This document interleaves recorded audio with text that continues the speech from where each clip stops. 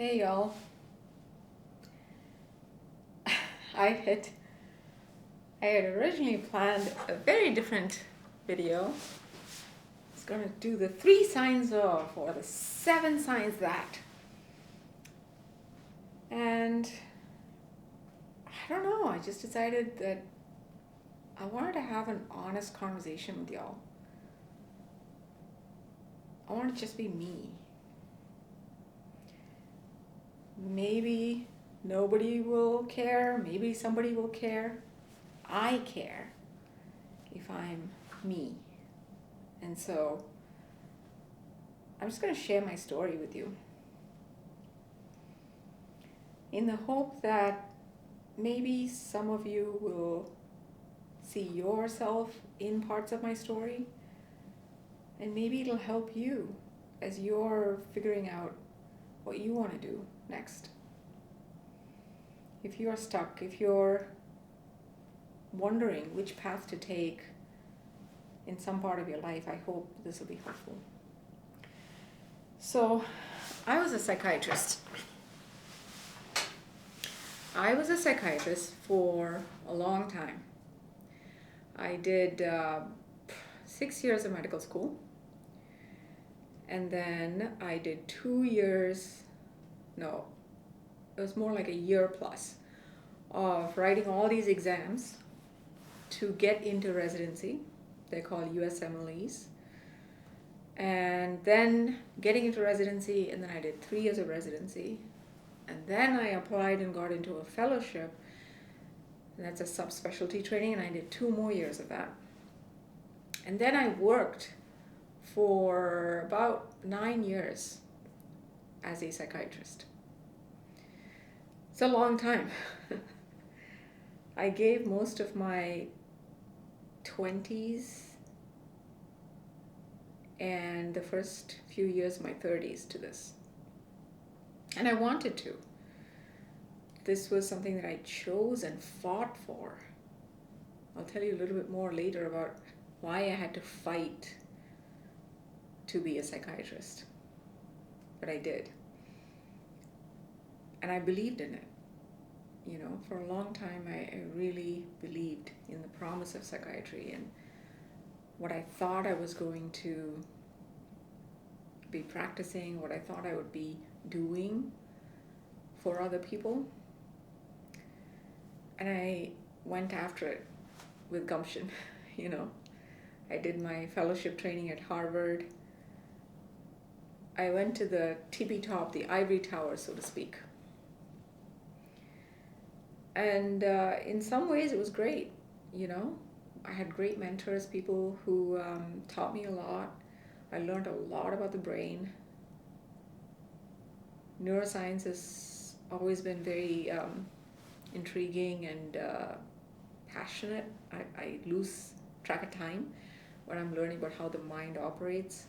I've always been curious about what consciousness is. How do we relate to one another?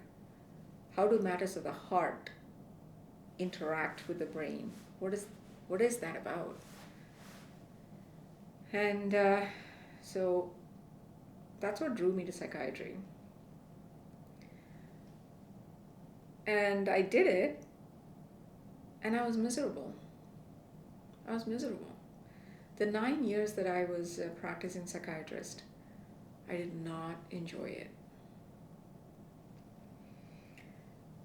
And honestly, I thought for a long time that there was something wrong with me. You know, I finally got this thing that I've been wanting, or I've been saying I've been wanting, I've been working toward. Why can't I enjoy it? Why can't I be grateful already? You know, it was paying me really well. I remember getting my first really fancy car. I was traveling all over the world. And I was miserable. And I wasn't sure why, which looking back is like so dense. How did I not know why? I guess it's kind of like the emperor's new clothes, you know. I bought into my own illusion, if you will. So I knew I was unhappy. I didn't know why. And I thought maybe it's because I wanted to do this kind of practice. I wanted to be in that location. I wanted to practice with this kind of patient or problem. And so I tried all these different things.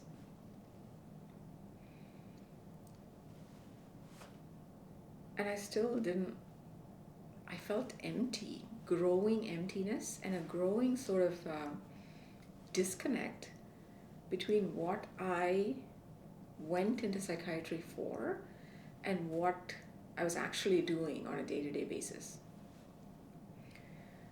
And so I quit. I quit what I spent 20 years of my life working toward and doing. And I'll tell you more about what I'm doing now and what that's all transpired into in a minute. But when I quit, I wasn't exactly sure how that was going to play out. Like, who quits? I didn't know anyone who'd ever quit like that. I had some vague ideas and I was trying some things, but I had no clue if anything would work. Thank goodness at that time we didn't have kids. Now I have a 6-year-old daughter who, my darling, if you're ever watching this video sometime in the future, maybe after I'm gone, I love you so much. You're my heart. You're the reason I'm doing what I'm doing. So, yeah, I quit. I had a vague sense of what I was going to do. I didn't know if it would work out. I didn't know how I was going to support myself, honestly. I didn't know if I could support my spouse. I was a primary breadwinner. I still am. And it was a lot of pressure and a lot of guilt and a lot of soul searching and a lot of confusion. But at the end of the day, deep in my bones, I felt off. I felt I was living the wrong life, you know? I don't know if you've ever had that feeling. Like in your bones, you can't put your finger on it. You don't know exactly how to fix it, but you just know you're living the wrong life. That's how I felt. And I remember telling my spouse that it felt like I was trying to work on the interior decorating of a house while the foundation was crumbling, right? It felt like this house was sinking. And I knew it was sinking. I could see it sinking. But my job was to rearrange the furniture and put up cute art. And it's not that that doesn't help, you know, it's nice to be in a nice room. But I realized that, at least for me, it felt like I was rearranging the chairs on the deck of the Titanic, you know. Eventually, the same patients would come back with very similar symptoms. We'd add more medications, do more traditional talk therapy, and it helped. But to me, it felt like it was a Band-Aid. It felt like it helped temporarily, but it didn't fix the fact that the foundation was not right, you know? And so when I started thinking about what is the foundation then? What is it? I began to explore.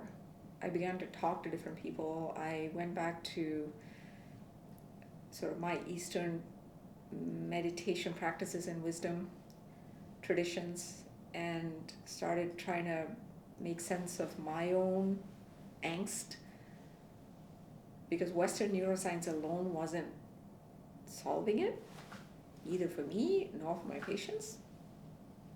So I began searching and talking to different people. And one of the things I realized is that a lot of so-called mental health diagnoses,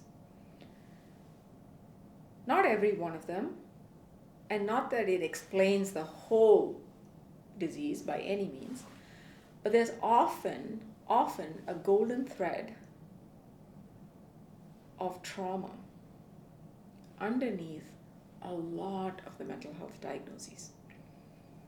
Whether it's mood disorders, disorders of attention, and personality disorders, right? Depression, anxiety, borderline personality, all these things. There was an undeniable common factor which we often ignored because we didn't know what to do with it, really. So people had rough childhoods. What can we do about that? It's already done. I guess we'll just trudge forward and try to fix it somehow.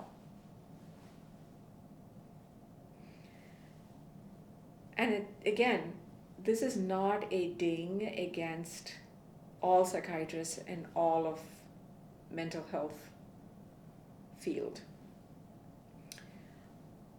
I don't believe that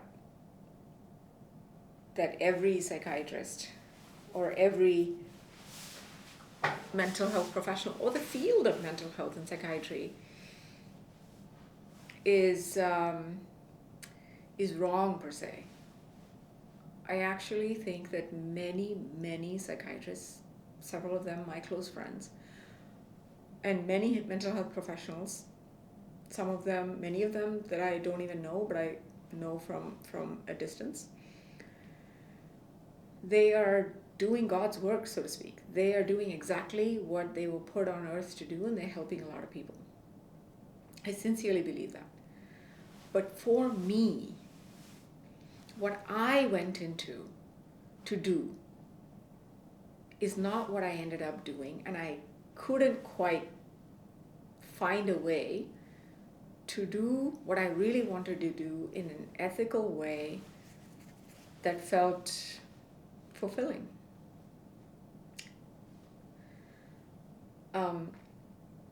When I first went into medicine, I was in some ways, I think maybe I was destined to come to this conclusion because I began my journey trying to understand my own trauma and through that be of service to other people. My own story is that I was raised in a home. I'm the eldest of three in Tamil Nadu, which is a state in southern India. That's where I was born and raised. And my dad was an eye surgeon, very successful.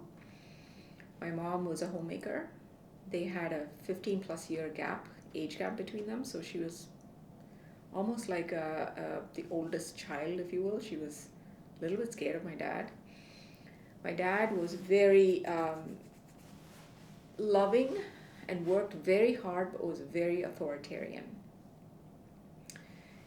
His way was the right way, and he used harsh words and very harsh physical discipline to make us follow the rule of law. And so we were all scared of him, my mom too. And it all culminated, I'll spare you, maybe some other day I'll make a video more about that story, but it all culminated when I was 18. I just joined medical school and my mom died by suicide.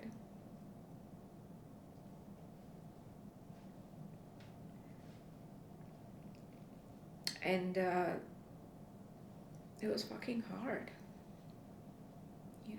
It was really hard. I had two younger siblings. My brother, the third born, the youngest, was only 8. I became like a surrogate parent to him. I didn't know what I was doing. You know, I barely knew to survive myself. But I tried to be a surrogate parent to him, and it was just very, very hard. And so in medical school, I began to have this question of, why did this happen in my family? Why?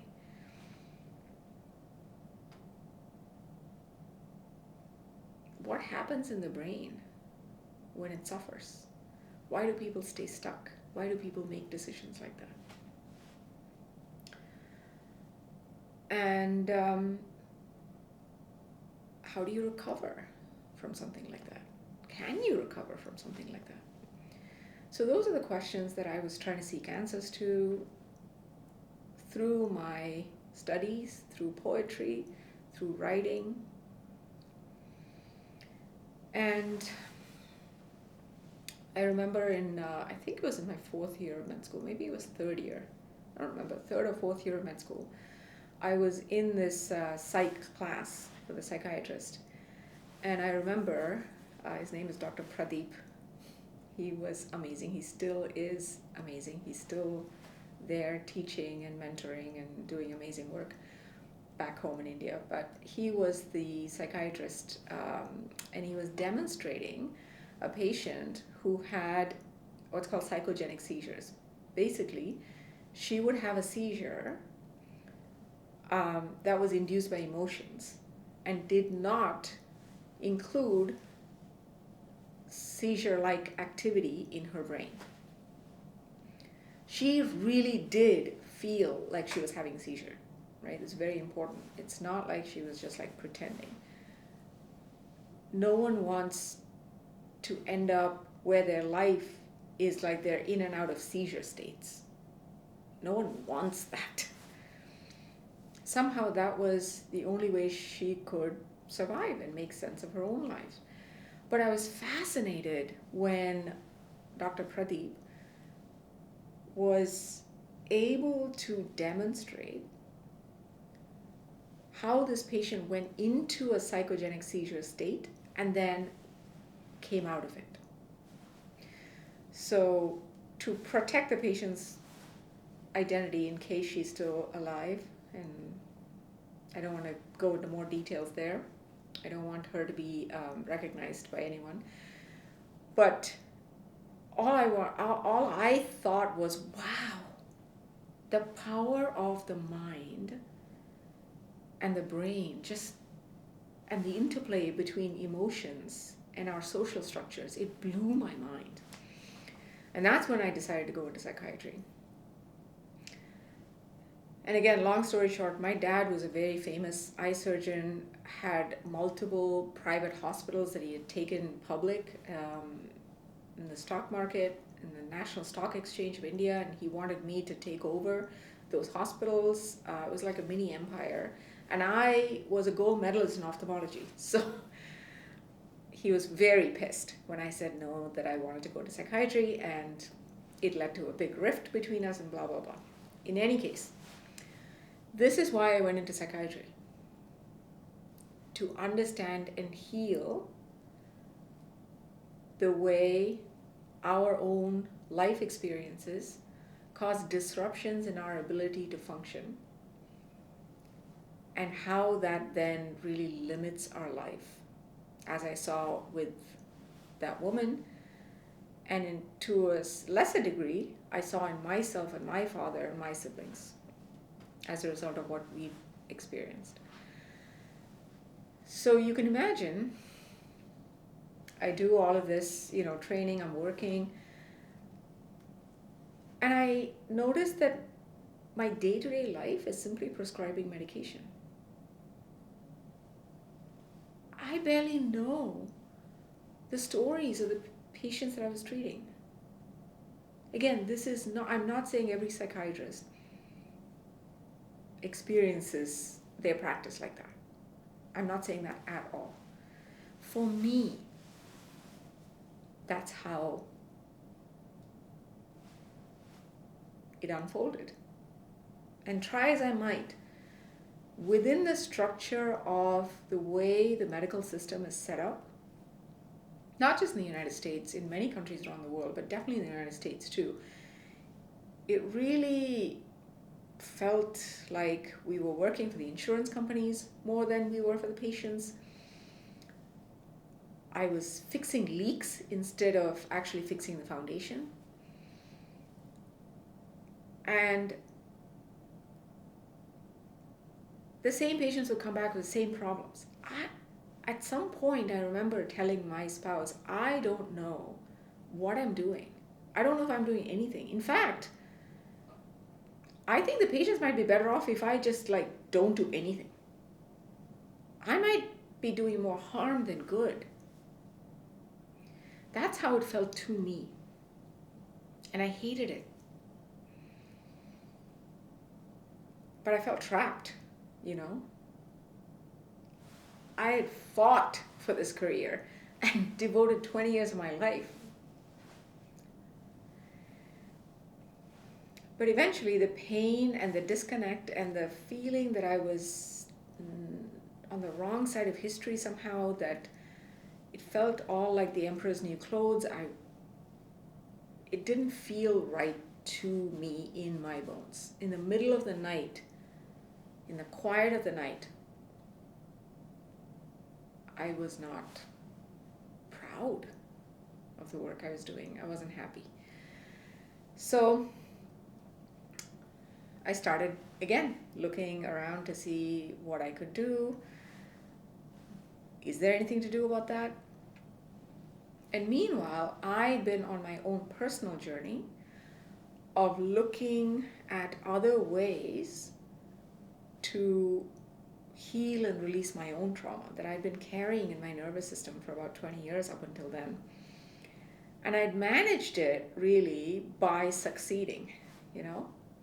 It gave me some distance from the past, which is what I needed. But at a certain point, it was like hitting a glass ceiling, you know. I could only get to a certain level of healing by running away from it. So parallelly, along with my unhappiness in traditional psychiatry and my work life, I was also, for several years, searching for my own answers. And it sort of all coalesced, or began to coalesce, in 2020, which interestingly is also the year my dad passed. But it all sort of came together because I was able to verbalize what it is that I didn't think was working, what it is that actually did help, and to be able to put that together in a coherent way in my own mind. It took me years to get to that point. But when I decided to quit, I decided to start sharing what I knew helped me. And I know many, many people who are successful professionals, you know. Many of my friends, many of my colleagues, many of my family members, we almost use success and achievement as a way to get away from the trauma. And I'm not, that's a helpful thing. I wouldn't have had the space to do the real work had I not first gotten away using my education. So, but I noticed that for a lot of us, we then get trapped by our own success. And then our whole life becomes about maintaining a certain image, you know, to ourselves and to those, our patients and our relatives and our friends and colleagues and neighbors. And we get so used to dissociating from the past that we start dissociating from ourselves.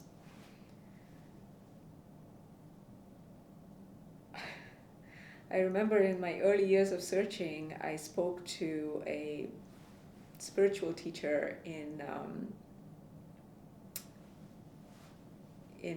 one of the spiritual retreats that I did back then. And he asked me a few questions about what I was feeling in my body, and I literally could not find the words. I kept going to thoughts. I'd say, I feel like I am stuck. I feel like I am all alone. I feel like no one cares. I feel like these are all thoughts. They're not actually feelings or sensations. And that's when I realized, wow, I'm really cut off below my neck, you know? So that was the first thing. That is the first thing that I learned. That's the first thing I teach other people, is how to reconnect with your own body and to rewire your nervous system for safety. My nervous system was pumped and primed to detect danger. You know, I was hyper vigilant and anxious and planning the future or ruminating about something all the time. If I wasn't working, I was problem solving in my head, you know. So anyway, this has already become a really long video, but that's what I do now. I teach other people what I know about what actually helps, so that we can recognize what our triggers are, find safety in our own bodies, calm in the storm, and be able to heal the actual foundation, strengthen the real foundation before we decorate anything. And to me, that's why I'm starting this channel. That's why I'm doing this, is because I want to share with you what I know. Maybe it'll be useful to you, maybe it won't. Take whatever is useful, leave the rest. And another reason I'm doing this is because if I die, I mean, not if, all of us will die, but I mean, if I die unexpectedly, I want my daughter to have somewhere that when she's old enough, she can learn from my journey without having to go through and relearn the same lessons, if you will. I want to spare her that pain and suffering if I can. So that's my story. I'd love to know in the comments, what's your story? If you want to share, I'm here to listen. Take care.